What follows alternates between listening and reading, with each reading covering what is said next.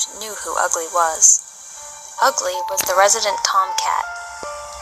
Ugly loved 3 things in this world: fighting, eating garbage, and, shall we say, love.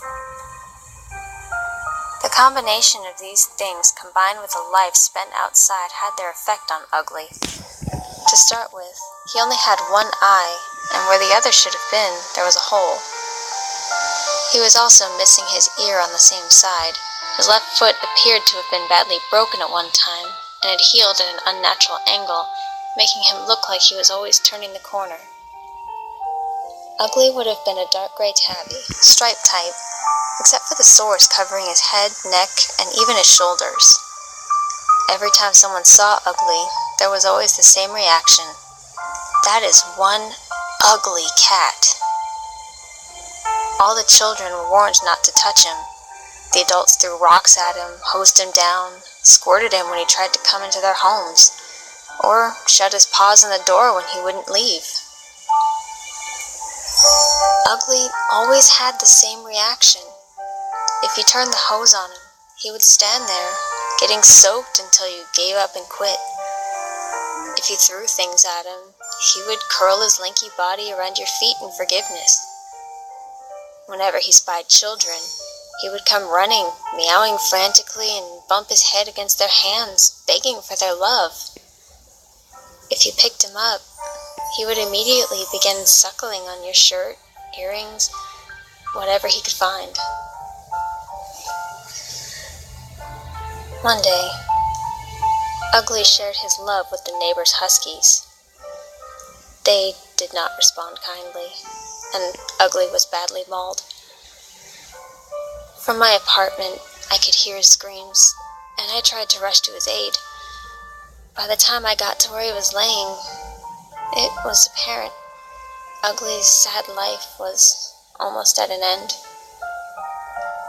Ugly lay in a wet circle, his back legs and lower back twisted grossly out of shape, a gaping tear in the white strip of fur that ran down his front. As I picked him up and tried to carry him home, I could hear him wheezing and gasping, and I could feel him struggle. I must be hurting him terribly, I thought. Then I felt a familiar tugging, sucking sensation on my ear. Ugly, in so much pain, suffering, and obviously dying, was trying to suckle my ear. I pulled him closer to me, and he bumped the palm of my hand with his head. Then he turned one golden eye towards me, and I could hear the distinct sound of purring.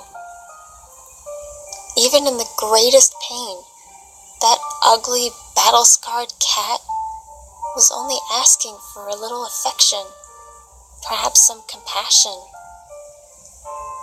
At that moment, I thought Ugly was the most beautiful, loving creature I had ever seen.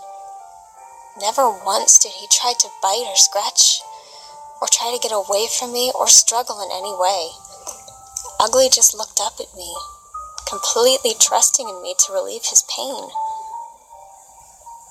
Ugly died in my arms before I could go inside, but I sat and held him for a long time afterwards, thinking about how one scarred, deformed little stray could so alter my opinion on what it means to have true pureness of spirit, to love so totally and truly.